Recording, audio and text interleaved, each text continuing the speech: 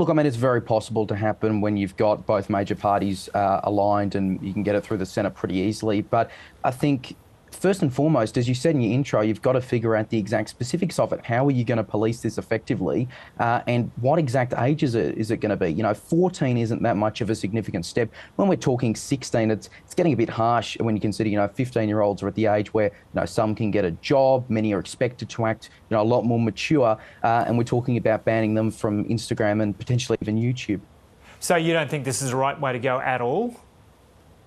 Well, look, I mean, I don't mind if, they're blocking under 13-year-olds already and they're not officially supposed to be on. And again, a 13-year-old being banned as well isn't that much of a step. But I just don't think it's practical.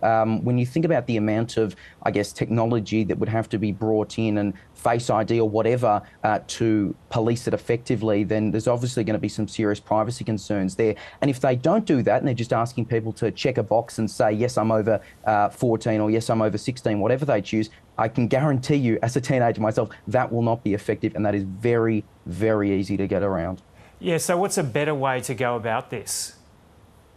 Look, it's a good question. I don't have all the answers, but I agree that something needs to be addressed. The governments can obviously try and work with some of these platforms to address this harmful content that they're speaking about, which, mind you, would still exist for anyone over the age of 14 or 16, whatever they choose. It would still be there. Now, whether that's possible, I don't know. I don't think Meta and Twitter are the biggest fans of the federal government at the moment, but something like that should be done. And then also, you can have education in there, education for both kids, understanding the dangers of social media in a way that's, I guess, not taught to them in a patronising way, but also parents. Many parents are pretty digitally illiterate, and making sure they're educated as well, I think, is really key. And that's something the government could be doing, right now.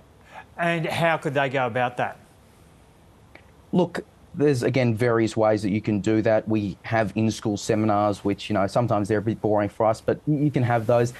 You can bring in, I guess, extra funding for that. There's obviously the E-Safety Commissioner, maybe work around things there. I don't have all the specifics, but I think it's something that the government really needs to look at, because, again, these 14-year-olds or 16-year-olds might be delayed by a year or two, but they're still going to see all this harmful content, and they still, I guess, need to be educated about it. And of course, we know there's plenty of older people who are victims of harmful content on social media or victims of scams and things like that. That is something that obviously has to be addressed. And again, really important that the government, is able to work through that. And there's obviously ways you can do that with state government and the E-Safety Commissioner. But of course, that is a question for the government and for the Parliament.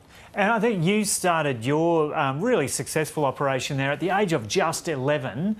Do you think that you would have been able to get that off the ground if this ban had been in place? Probably not. And look, my parents were really supportive in those early years. They still are now, but obviously they monitored what was initially going out on. It was just YouTube then.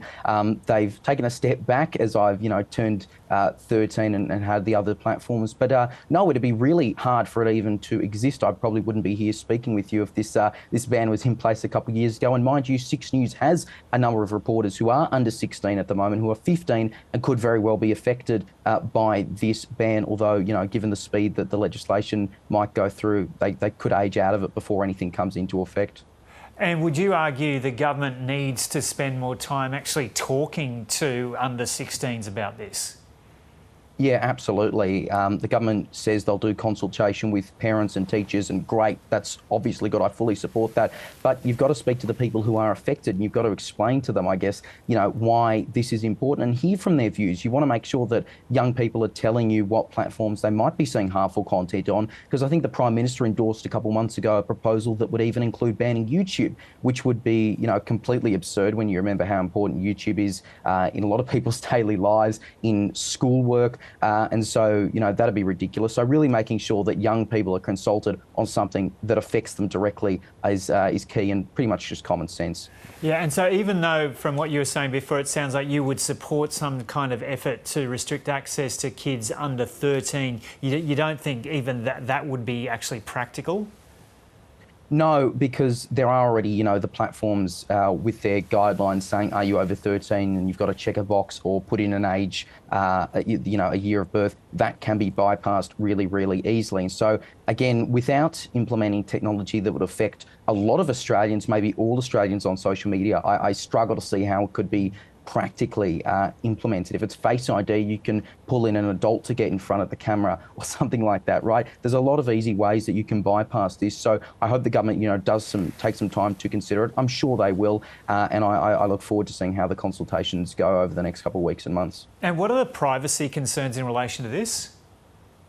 I think obviously people are concerned about, and again, mind you, there's not all the details there yet, but whether they have to put in, their Medicare or their passport details into Twitter or into Meta when they've never had to before. Maybe they're just totally anonymous at the moment, and they're concerned that things are going to be hacked or they're going to lose that information. And of course, mind you, depending on again what year the ban is, if you're putting in a formal ID, well, a lot of 14 to 16 to 17-year-olds don't have a formal ID, and I don't think they'll accept my normal school ID. So again, it's just a practical thing, which is why consultation is really important.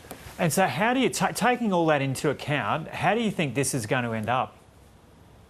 I wouldn't be surprised if, and look, I'm not the best with predictions, I wouldn't be surprised if it eventually gets through Parliament. As you said at the top, right, both the government and the opposition are in favour of it. But look, this could be pushed down the road and maybe it'll be delayed until the next election, depending on the scheduling of that and just how things go. But again, I really think that as long as it takes to get proper consultation in, you'd hate to see this rush just for the sake of it or rushing it in time for an election. You want to make sure proper consultation with all affected parties, especially the people you're actually talking about banning, and you want to make sure that is dealt with and young people are consulted, as you said.